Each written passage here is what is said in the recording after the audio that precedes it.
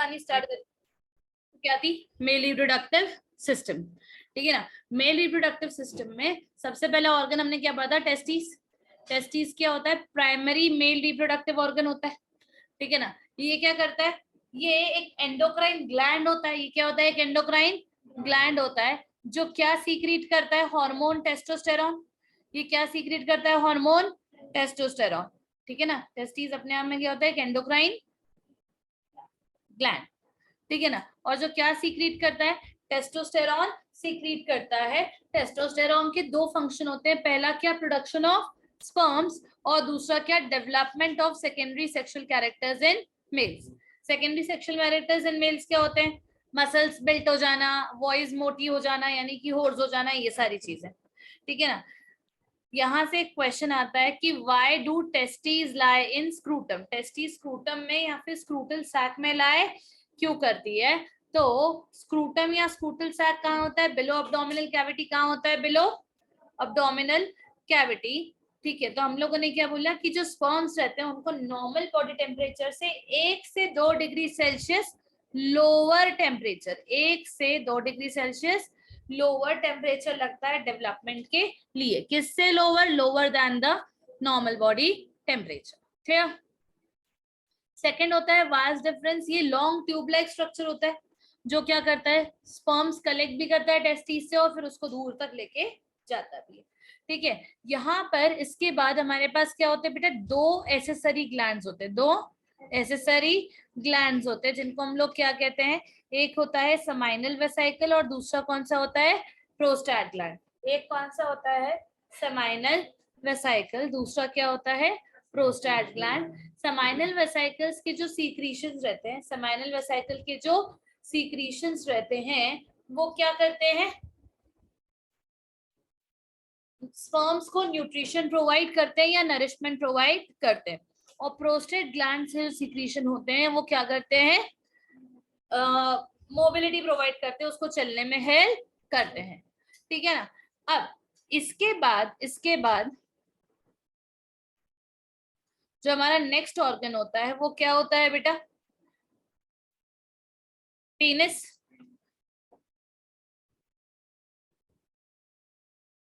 ठीक है ना।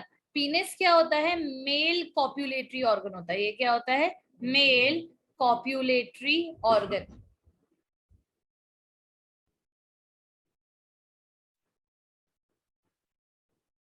ठीक है ना। मेल कॉप्युलेटरी ऑर्गन का मतलब क्या होता है? इट इंजेक्ट्स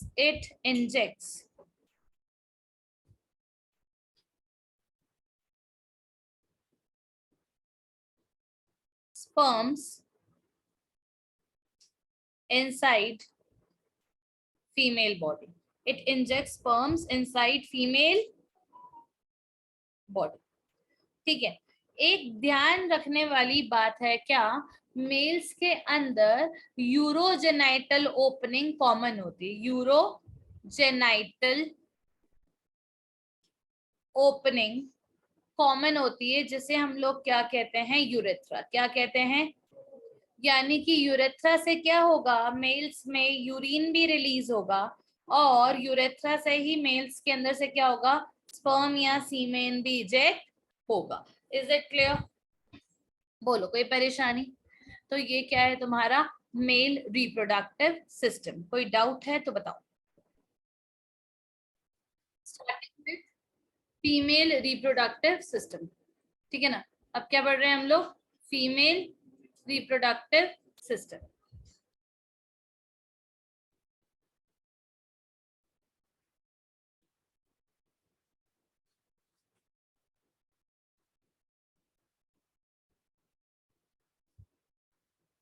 ठीक है, अब ध्यान से देखना, बहुत ध्यान से देखना।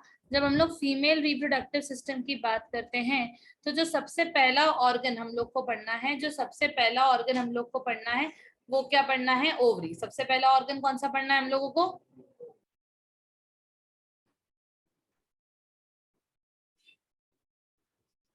ठीक है, तो ओवरी क्या है हमारा सबसे पहला ऑर्गन? ओवरी क्या होता है बेटा? प्राइमरी फीमेल रिप्रोडक्टिव ऑर्गन होता है। क्या होता है? प्राइमरी फीमेल रिप्रोडक्टिव ऑर्गन,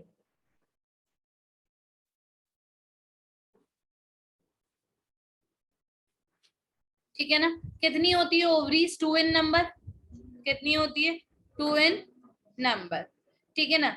इसके अंदर से 2 हार्मोन्स निकलते हैं। पहला कौन सा? ईस्ट्रोजन। पहले कौन सा? ईस्ट्रोजन। ईस्ट्रोजन का काम क्या रहता है बेटा? पहला development of eggs, development of eggs या फिर ओवा। ठीक है ना। और दूसरा दूसरा क्या करते हैं? Development of secondary sexual characters in female. Development of secondary sexual characters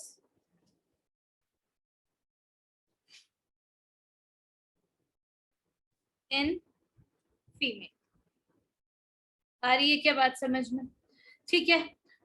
दूसरा दूसरा दूसरा हार्मोन कौन सा होता है बेटा? प्रोजेस्टेरॉन। दूसरा हार्मोन कौन सीक्रेट करती है ओवरी? कौन सा सीक्रेट करती है? That is progesterone. प्रोजेस्टेरॉन का काम क्या होता है बेटा? Maintenance of pregnancy. प्रोजेस्टेरॉन का काम क्या होता है? Maintenance of.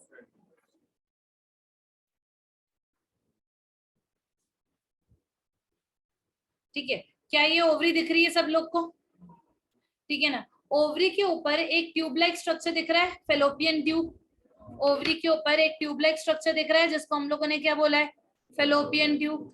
फेलोपियन ट्यूब जो रहता है वो क्या होता है? वो अपने आप में ट्यूब लाइक स्ट्रक्चर है। इसका काम क्या है कि एवरी ऑल्टरनेट मंथ दोनों में से एक ओवरी क्या करेगी? एग रिलीज करेगी। और ये जो एग वो रिलीज करेगी, उस एग को कलेक्ट कौन करेगा? Fallopian tube. तो फेलोपियन ट्यूब देखा जाए तो वैसे तो सबसे पहली चीज क्या है? ये एक ट्यूब लाइक स्ट्रक्चर है। क्या है ये? ट्यूब लाइक स्ट्रक्चर है। ठीक है ना। दूसरा, it collects egg from ovary. It collects eggs from ovary. ठीक है। और तीसरी चीज क्या बेटा? ये साइट ऑफ फर्टिलाइजेशन भी है। ये क्या है? Site of fertilisation. यानी कि अगर एग्जाम में क्वेश्चन आता है कि फर्टिलाइजेशन कहाँ होगा, तो हम लोग क्या लिखेंगे? Fallopian tube. ठीक है ना। कहाँ लिखेंगे? Fallopian tube. तो what is fallopian tube? It is the site of fertilization. अगर वो फेलोपियन ट्यूब में फर्टिलाइजेशन हो गया तो जाइगोट बनेगा। अगर एग फेलोपियन ट्यूब के बाहर आ गया तो फिर फर्टिलाइजेशन पॉसिबल नहीं होगा। Is it clear? बोलो, कोई परेशानी? आगे जाएं। नेक्स्ट। नेक्स्ट क्या है तुम्हारा? यूट्रस। नेक्स्ट दिख रहा है यूट्रस। यूट्रस होता है क्या? वूम। क्या होता है? माँ की कोख, जहां पर development of embryo takes place. यहां पर क्या होता है? Development of embryo takes place. Embryo क्या होता है? 16 से 32 स्टेज वाली सेल वाली स्टेज होती है एक सेल की। तो डेवलपमेंट ऑफ एम्ब्रियो कहाँ होता है? यूट्रस में।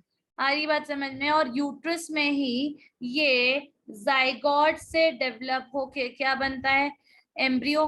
और एम्ब्रियो से डेवलप होकर क्या बनता है? फीटस। क्या बनता है? फीटस। फीटस मतलब होता है रेडी बच्चा, रेडी टू बी डिलीवर्ड। आ रही है बात समझ में? ये जो सर्विक्स होता है, ये जो सर्विक्स होता है, इसे हम लोग कहते हैं बर्थ कैनाल। क्या कहते हैं?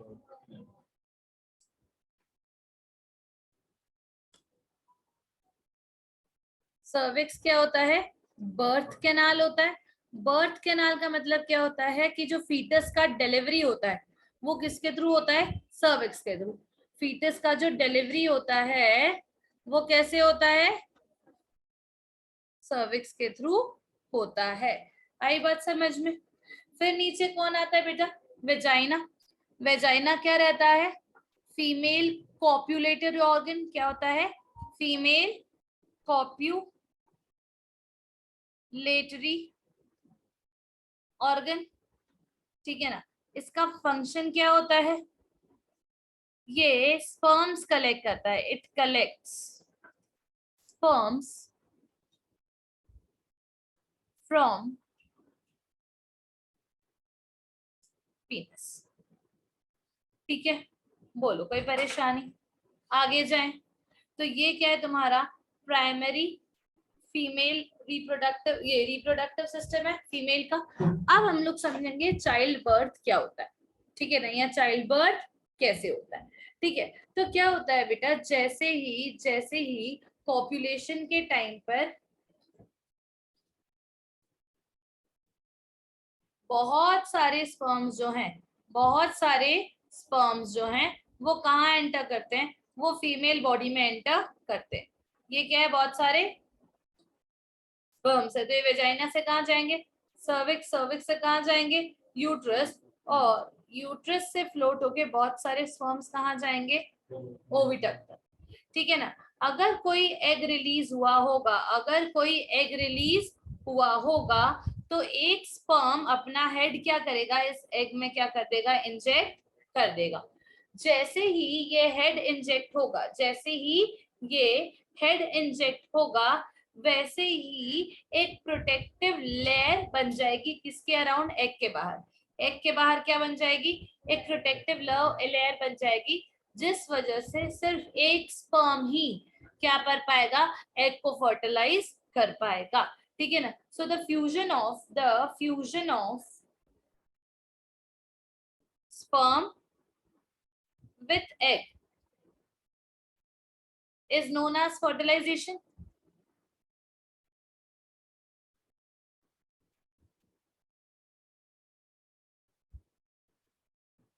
आया समझ में। स्पर्म और एग का जब फ्यूजन होगा तो क्या बोलेंगे उसको, फर्टिलाइजेशन बोलेंगे, पहली बात। और इसका प्रोडक्ट क्या बनेगा, जाइगोट। इसका प्रोडक्ट क्या बनेगा, जाइगोट। अब जाइगोट क्या करेगा, मल्टीपल टाइम डिवीजन अंडरगो करेगा। ये एक से 2 सेल बनाएगा, 2 से फिर 4 सेल बनाएगा, 4 से फिर क्या बनाएगा, 8 सेल बनाएगा।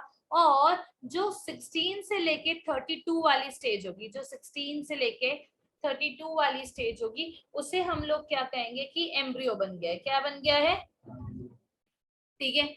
एम्ब्रियो जाकर क्या करेगा, यूट्रस की वॉल में इम्प्लांट हो जाएगा। एम्ब्रियो क्या करेगा, यूट्रस की वॉल में इम्प्लांट हो जाएगा। तो एग्जाम में आता है क्या, what is implantation, what is implantation. तो इम्प्लांटेशन क्या होता है, the process of the sorry when the embryo gets embedded, when the embryo gets embedded in the uterine wall, in the uterine wall, the process is said to be implantation. The process is known as implantation. इस process को हम लोग क्या कहते हैं, implantation बोलते हैं। Is this clear? जैसे ही एक बार एक एम्ब्रियो क्या हुआ, यूट्राइन वॉल में क्या हो गया, इम्प्लांट हो गया। जैसे एक एम्ब्रियो एक यूट्राइन वॉल में क्या हो गया, इम्प्लांट हो गया, तो एक डिस्क शेप का स्ट्रक्चर बनता है, जिसको हम लोग कहते हैं प्लेसेंटा। प्लेसेंटा इंपॉर्टेंट है, एग्जाम में आने वाला है, छप चुका है। एग्जाम में क्वेश्चन आता है व्हाट इज प्लेसेंटा, और इस प्लेसेंटा का फंक्शन क्या होता है। तो हम लोग बोलते हैं पहली बात, प्लेसेंटा क्या होता है, एक डिस्क शेप्ड टिश्यू होता है। क्या होता है, एक डिस्क शेप्ड टिश्यू होता है, जो किसके बीच में डेवलप होता है। चलो, तो प्लेसेंटा क्या होता था, डिस्क शेप्ड टिश्यू, जो मदर और चाइल्ड की बॉडी के बीच में डेवलप होता है। इसमें जो विलाय होती है वो कहाँ होती है, ऑन एम्ब्रियो साइट। विलाय कहाँ होती है, ऑन एम्ब्रियो साइट। और ब्लड स्पेसेस होती है ऑन मदर साइड। क्या होती है, blood spaces on mother's side, on mother's side. ठीक है ना। विलाय का फंक्शन क्या होता है, ये लार्ज सरफेस एरिया प्रोवाइड करती है। क्या प्रोवाइड करती है, लार्ज सरफेस एरिया। किस चीज के लिए large surface area, for exchange of glucose and oxygen, for glucose and oxygen. ठीक है ना। तो ग्लूकोज के अंदर क्या होगा, ग्लूकोज और ठीक है ना। जो मदर की बॉडी है वो बच्चे को न्यूट्रिशन किसके थ्रू प्रोवाइड करेगी, प्लेसेंटा के थ्रू। रेस्पिरेशन के लिए ऑक्सीजन भी किसके थ्रू प्रोवाइड करेगी, प्लेसेंटा के थ्रू। फीटस की बॉडी में या एम्ब्रियो जो वेस्ट जनरेट करेगा, जो वेस्ट जनरेट करेगा, वो जो वेस्ट है वो भी किसके थ्रू जाएगा, प्लेसेंटा के थ्रू मदर की बॉडी से बाहर हो जाएगा। Is that clear? ठीक है। Placenta exam point of view से बहुत बहुत बहुत इंपॉर्टेंट है, आने वाली है और छप चुकी है। क्लियर है? अब जो पीरियड ऑफ 9 मंथ्स होता है, जो पीरियड ऑफ 9 मंथ्स होता है, जिसमें एक चाइल्ड क्या होता है, एक फीटस जो है, एम्ब्रियो जो है, वो काय में कन्वर्ट होता है, फीटस में कन्वर्ट होता है या पूरा डेवलप होता है, उसे हम लोग क्या कहते हैं, जेस्टेशन पीरियड। क्या कहते हैं, जेस्टेशन पीरियड। तो अगर एग्जाम में आता है that what is gestation period, तो हम लोग बोलेंगे the period of 9 months, the period of 9 months during which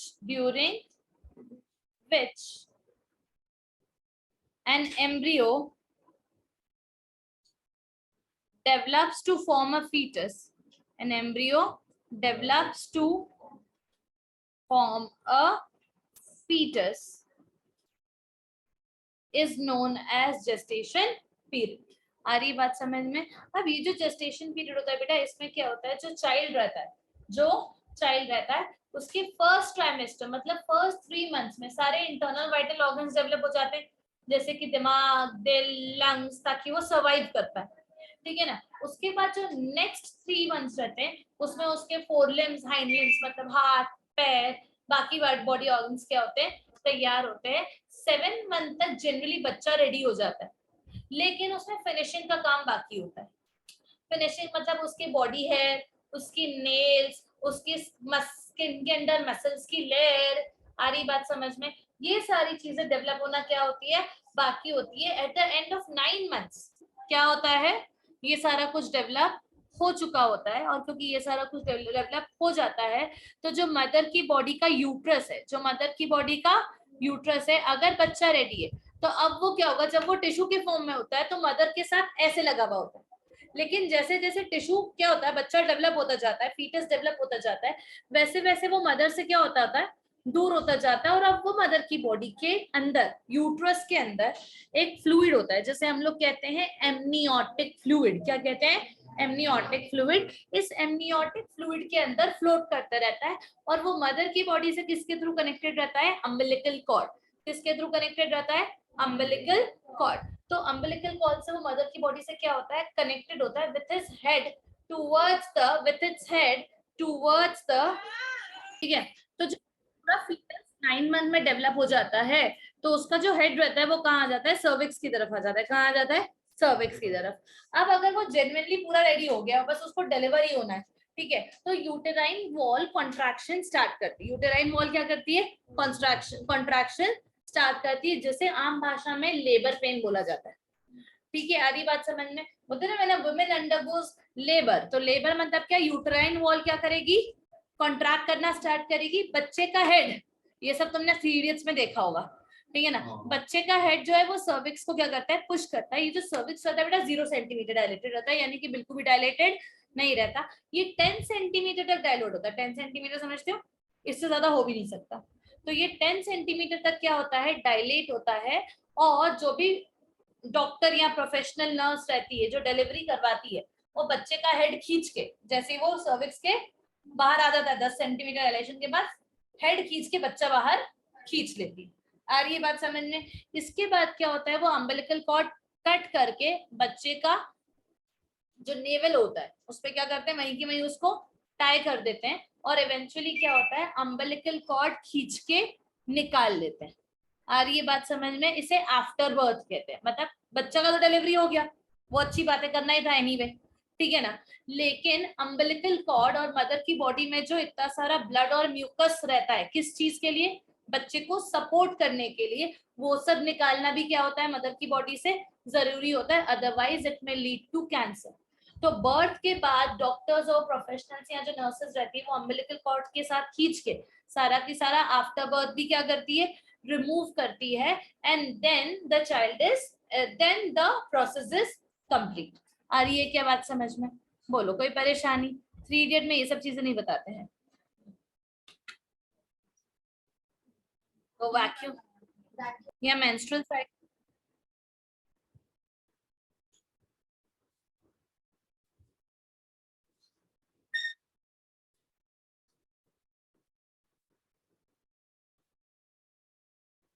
ठीक है ना? मेंस्ट्रुएशन या मेंस्ट्रुअल साइकिल कब होती है? When the egg is not fertilised, when the egg is not fertilised.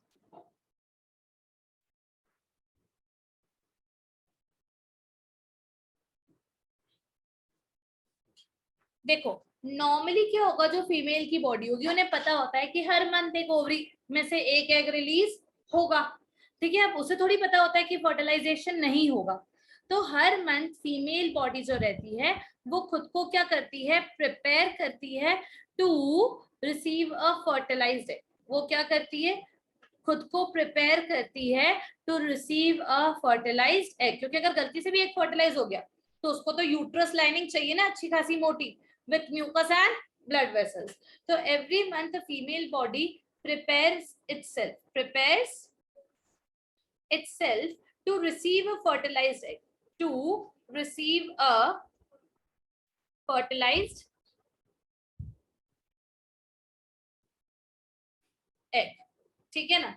तो हर मंथ वो प्रिपेयर करती है to receive a fertilised egg, और वो कैसी हो जाती है, बहुत मोटी हो जाती है, थिक हो जाती है, with blood vessels and mucus, with blood vessels and mucus, ठीक है ना? लेकिन फर्टिलाइजेशन हर महीने तो होता नहीं है, जीवन में 1-2 बार ही होता है जब बच्चे पैदा करने होते हैं, ठीक है? सो जब एग फर्टिलाइज नहीं होता तो ये जो थिक लाइन है किसकी, ब्लड और म्यूकस की, इसकी जरूरत नहीं होती, ठीक है ना? So if the egg is not fertilised, if the egg is not fertilised, this lining is no more needed, this lining is no more needed.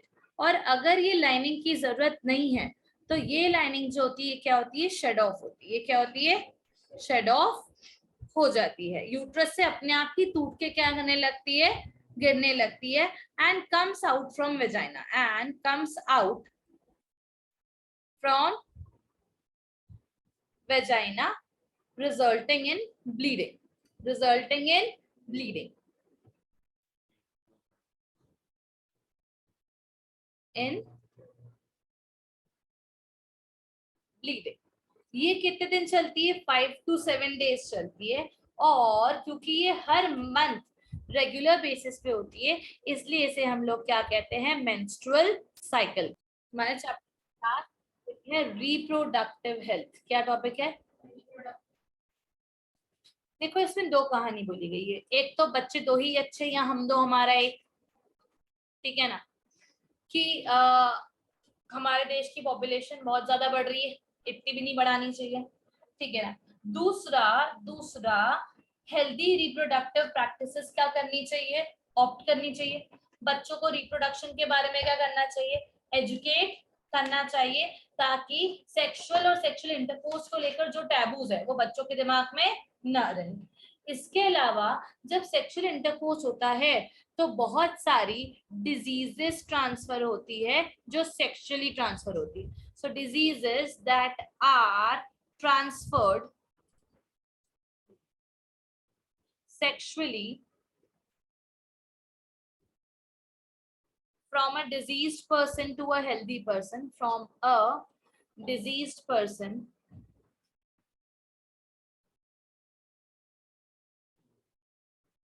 to a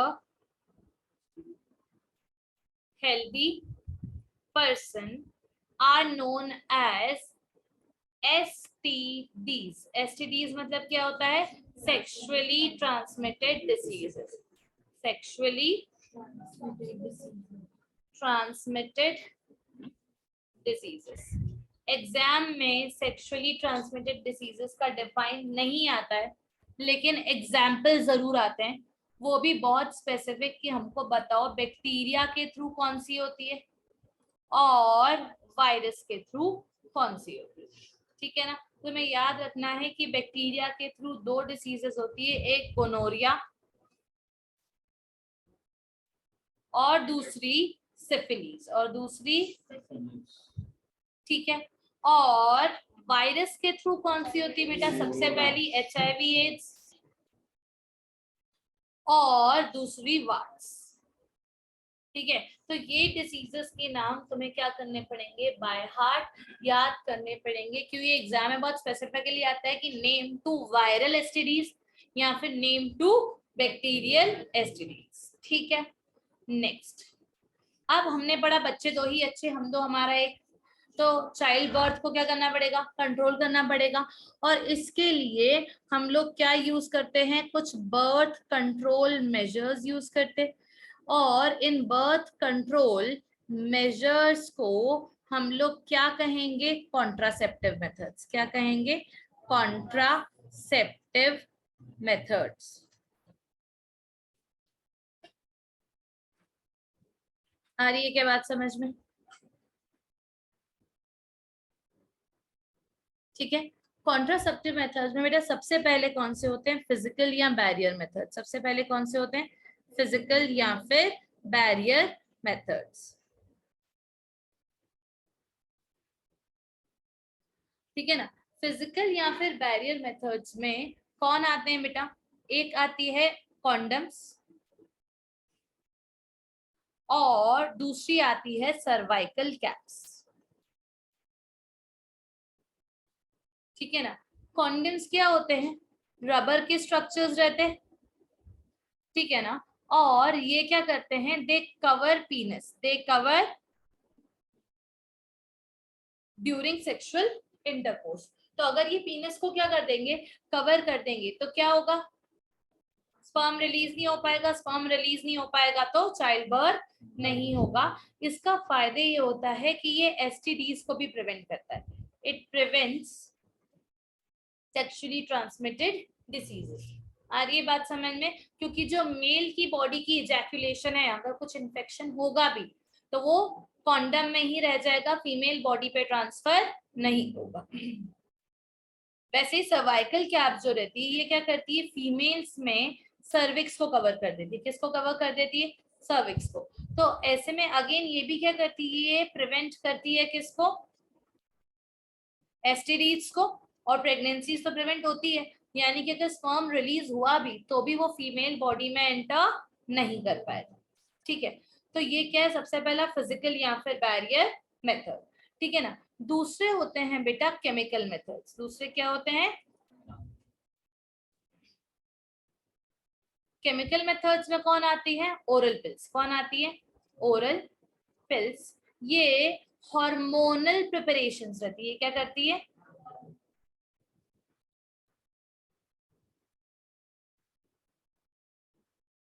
ठीक है। That that make uterus unfit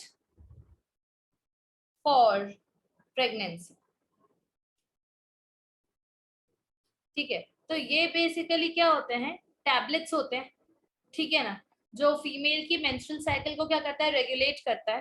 तो या तो वो ovulation होने नहीं देते, कि ओव्यूलेशन होगा ही नहीं, आप ये गोलियां खाओगे तो क्या होगा? एग रिलीज ही नहीं होगा, और एग रिलीज ही नहीं होगा तो फर्टिलाइजेशन होगा ही नहीं। या फिर वो यूट्राइन वॉल को क्या करते हैं? अनफिट बना देते हैं, जिससे क्या हो? अगर फर्टिलाइजेशन हो भी जाता है तो जाइगोट सर्वाइव नहीं करता। नॉर्मली ओव्यूलेशन रेगुलेट करते हैं, जिससे क्या होता है? प्रेगनेंसी नहीं होती, ठीक है। थर्ड होते हैं IUCDs। कभी कभी एग्जाम में सिंपली IUCDs पे ही क्वेश्चन आता है और इसका फुल फॉर्म भी आता है, जिसका मतलब होता है इंट्रा यूटेराइन कॉन्ट्रासेप्टिव डिवाइसेस,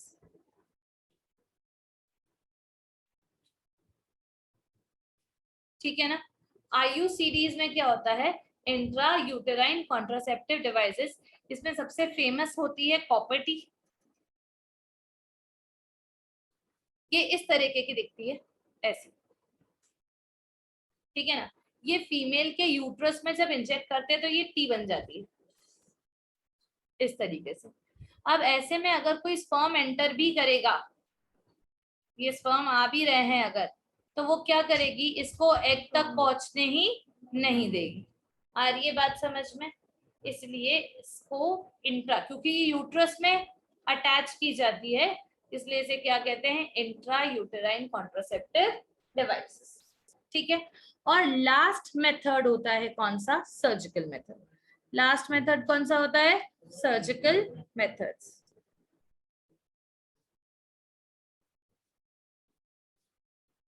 ठीक है, इस मेथड ने सरकार की रियायत की। ठीक है, ठीक है। सर्जिकल मेथड्स में सबसे पहला होता है vasectomy, that is cutting and ligation of vas deferens.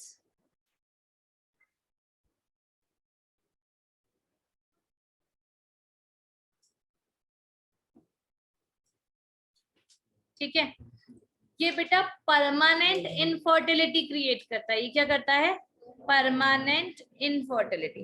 When I से ये परमानेंट इनफर्टिलिटी क्रिएट करता है, इस बात का मतलब क्या हुआ कि आपने मेल्स के अंदर वास डिफरेंस काट दिया और वही की वही, तो फिर कभी स्पर्म रिलीज हो ही नहीं पाएगा, और फिर कभी क्या नहीं होगा, वो चाइल्ड बर्थ के लिए रेडी होगा ही नहीं। वैसे ही जैसे मेल्स में क्या होती है, वासेक्टोमी होती है, फीमेल्स में ट्यूबेक्टोमी होती है। फीमेल्स में क्या होती है, ट्यूबेक्टोमी। ट्यूबेक्टोमी का मतलब क्या होता है, cutting and ligation of fallopian tube. Cutting and ligation of fallopian tube. अब ना एग रिलीज होगा, ना ही फर्टिलाइजेशन होगा, तो चाइल्ड बर्थ भी नहीं हो पाएगा। सुनो, बैरियर मेथड्स के अलावा किसी भी मेथड से एसटीडीज नहीं रोकती, क्योंकि एग्जाम में क्वेश्चन आता है क्या कॉपर्टी से सेक्सुअली ट्रांसमिटेड डिसीज बच जाएगी, नहीं। वासेक्टोमी ट्यूबेक्टोमी से नहीं, ओरल पिल से नहीं। जो ओनली मेथड है जिससे डिसीजेस बचती है वो क्या होती है, बैरियर मेथड्स। ओके,